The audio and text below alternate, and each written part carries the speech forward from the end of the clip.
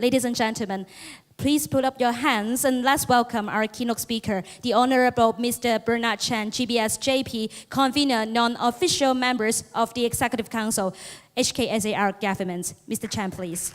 He will be presenting innovative governance for aging. Thank you. Good morning, everyone. The first lesson you learn as a politician, you need to always learn how to supervise and improvise. And why you need to improvise? Because only when I got here this morning, I realized that the setting is like this. And I was told that the best way to deliver my speech is like a tech talk style. And with a tech talk, that means that I have to actually let go of my speech. I have a written speech of 7 pages. So now I'm going to improvise, and good luck to you all.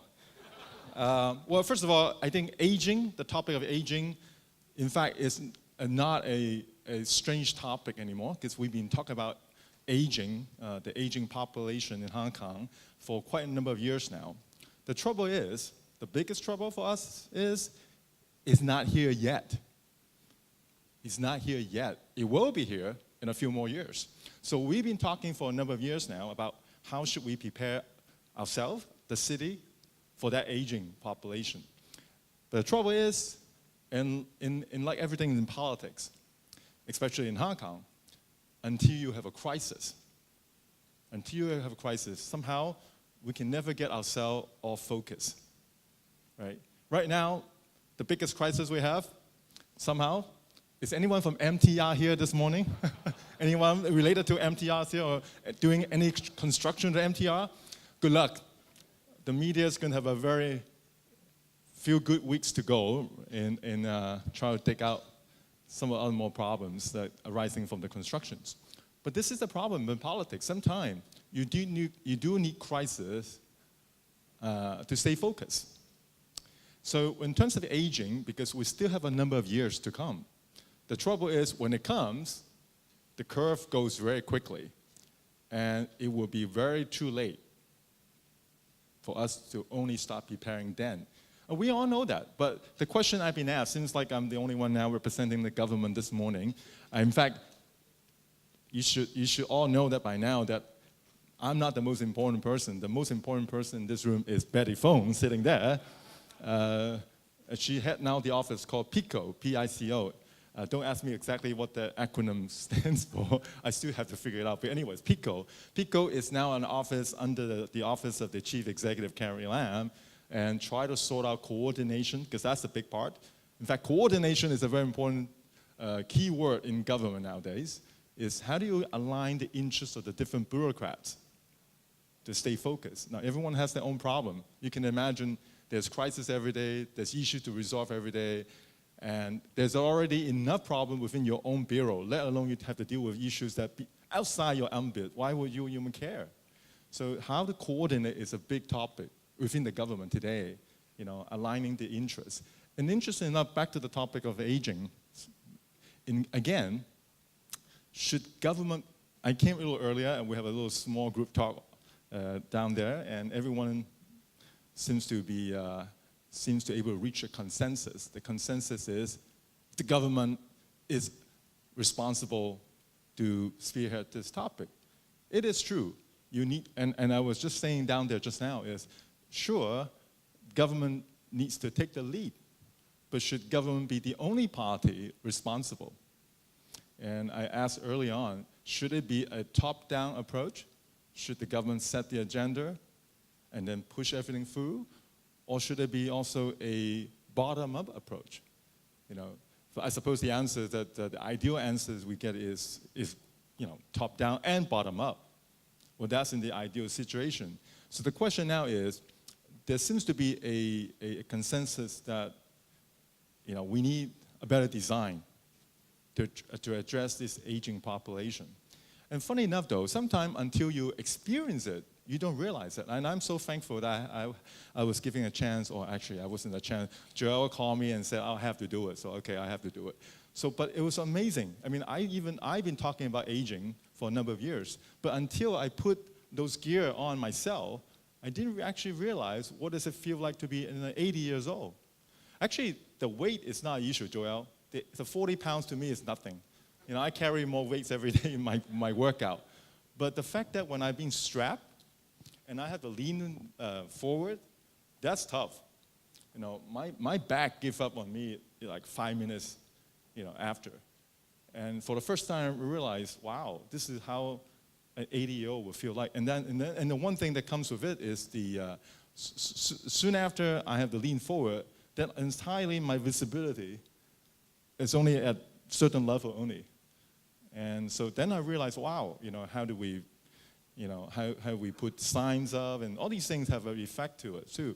So it's amazing. I think thanks to IUD and the workshop, I think many of those who participated in your workshop for the first time realize how inadequate, you know, our city is today prepared for the elderly. So I think that itself is an eye-opening. You know, maybe next time you can ask the chief executive to try herself. Because it does take your first-hand experience. Because I mentioned earlier, sometimes you need that ownership. When you own the issue, you know, you have a different take to the solution. You know, because we can talk about it all the time. You have many more of these types of conference. The trouble is, who are the people coming to your conference? The people who are already converted. People who already believe in. So that's why I decided not to use my speech, because everything I said in the speech, you already know you already know it. You probably know better than me. So why should I be the one who's telling you this? The trouble is, how do I get the policymakers? And it's not just the policymakers. We need the entire city to own up to it, to have the same ownership. That's why I asked early on, should it be just a top-down approach, or should it be also a bottom-up? And I guess we need both. And the trouble today, when you look at the government, I can't say it for every bureaucrat, but I suppose, you know, how do you align the different interests? So yesterday I was in another situation and I was being asked. It had something to do with UN anyway, and so they list out a lot of issues in Hong Kong, how these issues should be fixed. So then I said to this person, he's actually from out of town. I said, listen, you know, when I look through the list of the issues that we are facing in the city. Now, I may not necessarily agree with all the issues that being claimed that we are not doing well, but there are some other issues where, you know, it's pretty straightforward. It's not political. I suppose aging is also another topic, is non-political. So why can't we agree? Now, I don't think the bureaucrats are trying to be difficult. I'm sure those, I can very much just say everyone high up in the civil servants, they also want to make a difference for the city. So why aren't things happening? So we have to ask that question, right? Why aren't things happening if you put the politics aside and everything else, right? So there must be a reason. And the reason typically, usually, if there are different stakeholders out there. And so how do you navigate through these sort of things? So I think as a professional like yourself, and even like myself, my job is not just telling Betty and her colleague and saying, oh, you should have done this, you should have done this. I think to really help them, we have to think a step and two beyond that and saying, well, surely there's an issue, so how can we all help to resolve this issue? Now, oftentimes I've been asked, it's like, well, they have been paid to do it. We are just volunteers, like every one of you here. So why aren't they doing it? Well, it's true, you can say that, but you can continue to say like that. But to really make a difference is, well, then maybe we all should, whether or not they pay or not pay, but we all should try to find a solution to resolve this issue. So in all these years I've been involved in the government, my job is simply figure, well, how in the best interest of Hong Kong can we move the topics forward or the discussion forward? Whether it's my job, your job, it doesn't matter. I think at the end, I like to see the end result. You know, what is the end result? You know, so I think in the case of aging population, I know the government is busy. They have been, you know, the Labor and Welfare Bureau, they've been tasked to look at this, but they look at this from the Labor and Welfare Bureau's perspective, right? And of course, transport is another bureau. Right? So the question now is, how can we help the city? Of course, everything goes back to the chief executive, right? But then that's the problem. Everything goes back to the chief executive. Can we not always just look at the chief executive as the only solution to every problem we have in Hong Kong? Right now it is. That's why the chief executive is never free. She's actually in Europe right now. She's coming back on the 26th. Next Tuesday typically is our executive council, but she's only arriving back to Hong Kong that day. And I was hoping that maybe, because she's only arriving that morning, that we don't have to have executive council meeting. But no, immediately after she arrived back from Europe, go straight to executive council meeting, because she's been gone for 10 days, maybe more than 10 days. 13 days. She'll by the time she come back, by Tuesday, 13 days away, you know how many things is now on her desk? I'm pretty sure a lot. MTR's being one. And many others, right? But so we cannot just simply let one person, right, to drive every agendas in the city, right? So of course, right now there is no quick solution. We are looking at her to coordinate. That's why all eyes are on Betty as the coordination office.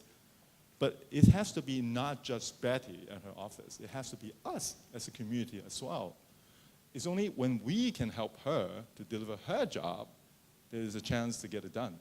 If we're all going to put the burden on her, then good luck. I'll give you one example, although it's away from the topic of aging. I was tasked to do a public consultation. Some of you know, some of you were my counterpart, on waste management. How do we deal with our garbage in Hong Kong? After my 6 months public consultation, it turns out that apart from the public themselves, I mean, the issue is so divided because it's such a, by the way, this is one great topic. Aging is still not a topic that everyone seems to care, because until you are now approaching aging, the issue still seems a bit away from you. The consultation I did for the waste management affects everyone in town, right? Because basically, everyone litter, right? So it's the issues that whether you're rich or poor, you have to deal with it. Of course, the circumstances is different, but the issues affect everyone. So I spent a lot of time dealing with everyone. At the end, I managed to find a very narrow consensus among everyone. And you know what the narrow consensus is? It's very simple. It's we have a crisis, right? In fact, the solution that I offer is nothing new. It's the same solution that Secretary Sarah Liu proposed 20-some years ago when she was the first Secretary for the Environment. Basically what it is, well, you have to have an incinerator bill, you need to have a landfill, and you also need to have a charging. You need all three. But we can never agree. You can imagine, because it's controversial. So we never agree. So finally, 20 years later, basically the same proposal resurfaced. So why now and not 20 years ago? Why is it now that hopefully legislator Tony Chair can help to move this forward? It's not even passed yet. It's still pending. It's coming. After 20 years. So why is it now after 20 years that we have a chance to get legislation passed? Anyone? Why 20 years later? Landfills are full, or going to be filled. So our only last option is running out of time. So for 20 years, we can argue, we can debate, but then, hey, and because that we have not ever able to resolve this, we continue to landfill. But the landfill is coming up. We have 5 more 6 years to go. When that fill, well, good luck to Hong Kong. So it's only for now, for the first time, that was my best ammunition. With that message, I talked to every constituent. I said, listen, whether we like it or not, whether you agree, disagree, but we have a problem. So for the first time, I can marginally get everyone focused. Otherwise, everyone says, oh, well, I don't like this. I do this, Everyone has an excuse. But first time is we have an imminent crisis that we need to resolve. Now, it's back to the aging again. Right now, it's not here yet. So do you want to wait another 10, 15 years until the crisis is in your face? Then you start to care about it. But in the last situation, that was it is. That was what actually get everyone somewhat focused on the topic. But then, you know what? As I finally get most of the public focused, right? They may not agree it, but they are now focused. It turns out my biggest nightmare is actually not the public. You know what was my biggest nightmare now? Or not now, I mean back then. You know what was it? It's just not only just getting the public to stay focused on the topic. You know what? Who will you think will be my biggest, most important obstacles? The government departments, right? And guess what? Which two departments? I don't mind saying here, because if they want to yell at me, they yell at me. Well, you think about it. Which policy group belongs to? Which this so-called waste sorry, I know we're talking about aging, but this is important, it's relevant. So which policy department in charge of this waste charging proposal? Which government bureau? Environment, right? Has to be Environment Bureau, right? They're the one who initiate the plan, They're the one who be drafting the bill, getting it passed, right? Right? But guess which two departments are actually enforcing this regulation? That's right, right? So, and who else? The two biggest stakeholders. So one is enforcement, right? On the street enforcing. Not EPD.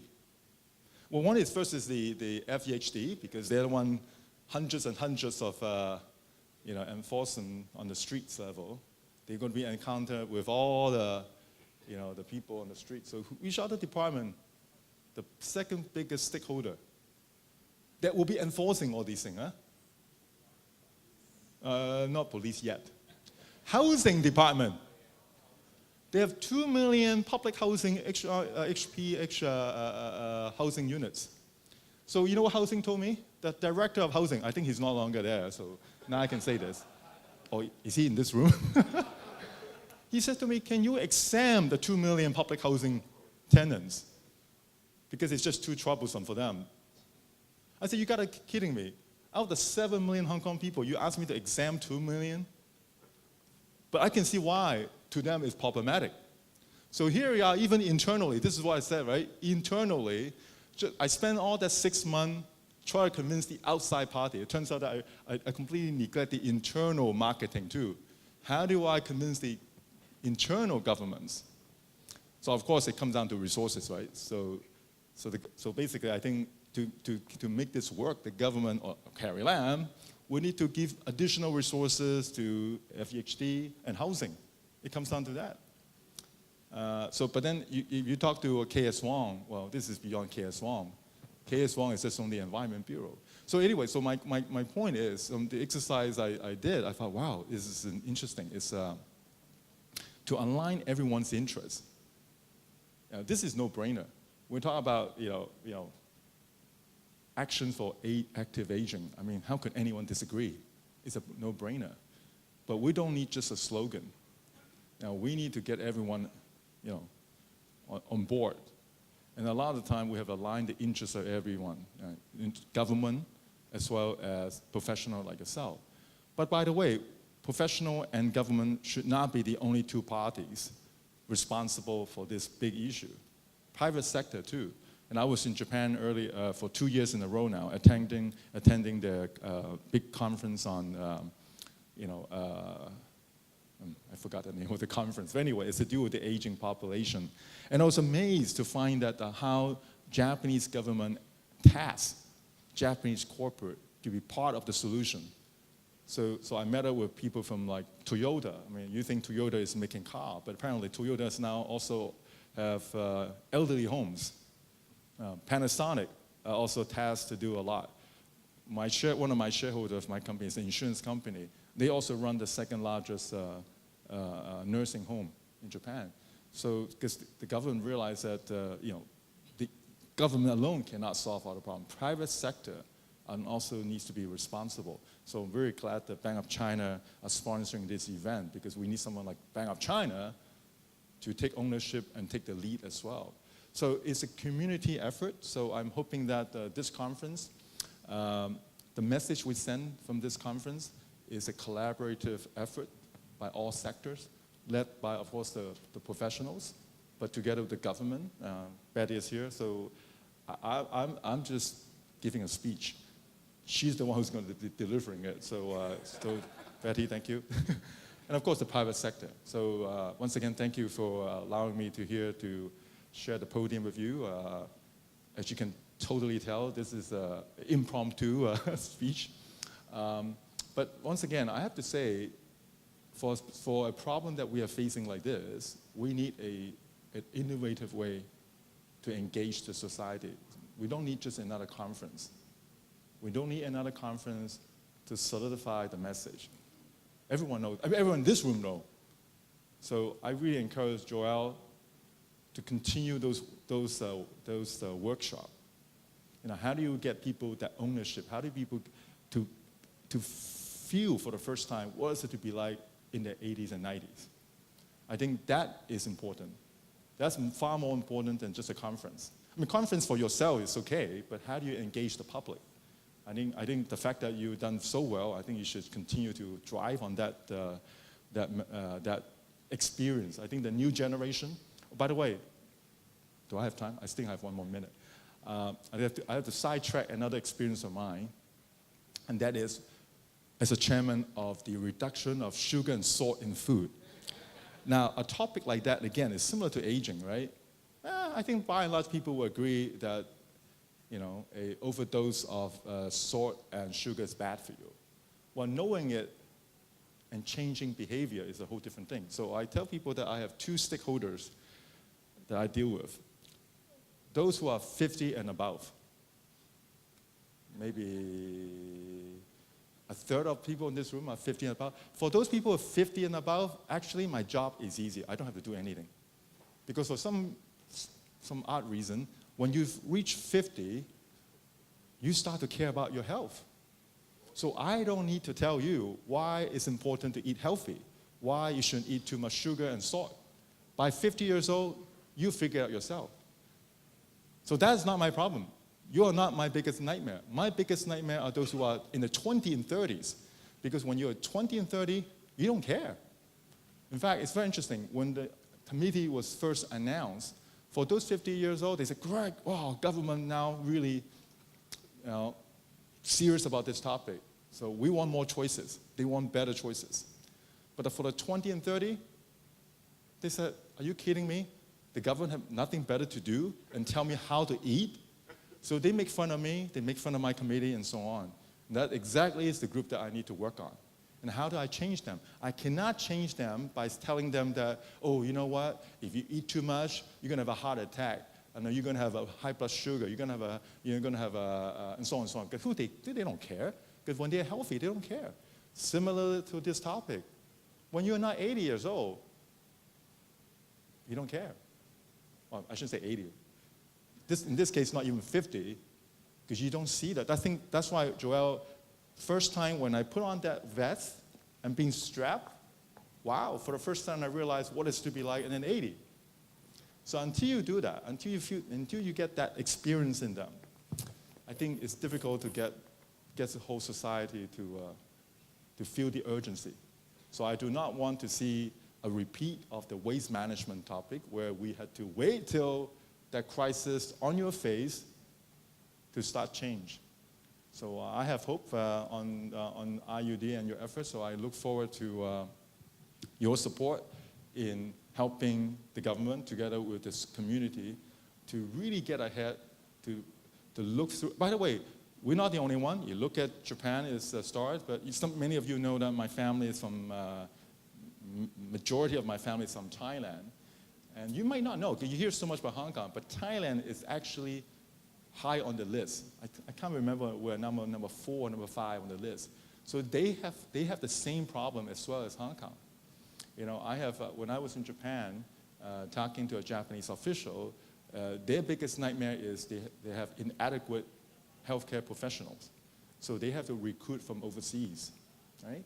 So they ask me how easy to recruit from Hong Kong. I said, forget about Hong Kong. We have problem too. And he said, well, how about Thailand? Because they know my background from Thailand. I said, you kidding me? You know what is the unemployment rate in Thailand? Now, you think Hong Kong have a low unemployment rate? We are below 3. Thailand officially, 0.9. And Anyone here still hire Thai helpers at home, domestic helper? Anyone here hire Thai domestic? You do? They are very rare now. You know, in Thailand, most family now, they hire from Cambodia and Myanmar because no one wants to go to be a helper. Huge crisis. So they have a problem as well as recruiting healthcare professionals. So, and again, this is not just Thailand, Hong Kong, China, Japan. It's a global thing. So technology is important. We cannot no longer rely purely on human. So I think that the future urban design needs to incorporate technology. It has to be technology, design, and the whole 9 yards. So it's an interesting time we're in, but it's also an exciting time because there's a lot of things that can't be done in the past. It can be done now, hopefully. So once again, thank you for having me this morning, and I look forward to your wisdom in helping Hong Kong to prepare for that aging society to come. Thank you. Thank you. Thank you, Mr. Chan. Please remain on stage. HKIUD would like to take a photo with you. May I now invite from HKIUD Professor Stephen Tang, our president, Mr. Charles Lee, Conference Organizing Committee Chairman, and Mr. Joel Chan, Workshop Organizing Committee Chairman, to be on stage to take the group photo with Mr. Bernard Chan.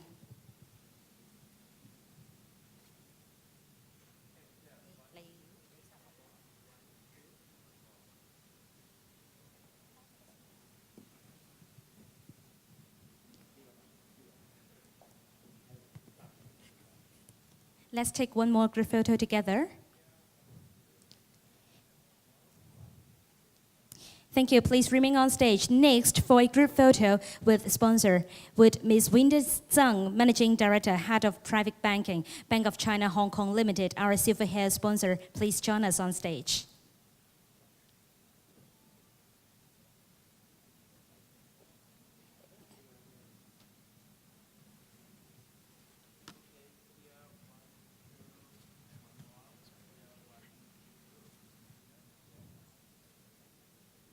Now, for our last group photo, I would like to invite the representatives of all sponsors to join us on stage, including Platinum sponsor, the Hong Kong Jockey Club. Would Dr. Philip Chan please join us on stage?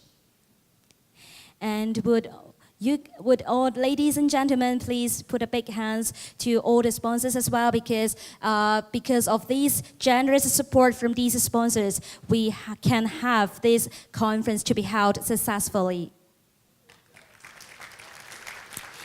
And also our gold sponsor, China Camp Group, with Mr. Donald Choi, could join us on stage.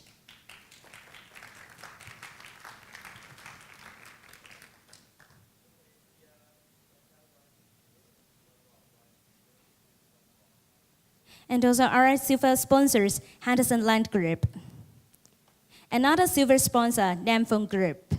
Would the representatives please join us on stage? And our bronze sponsors, Hong Kong Housing Society, P&T Group, Steve Lund Designers Limited, and Swire Properties.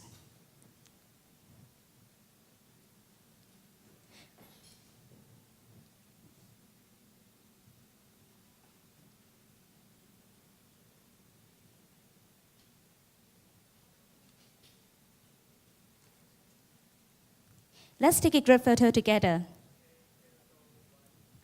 Thank you for all the sponsors' generous support to our HKIUD Conference 2018. Please put up your hands together, and thanks for all the sponsors' generous support.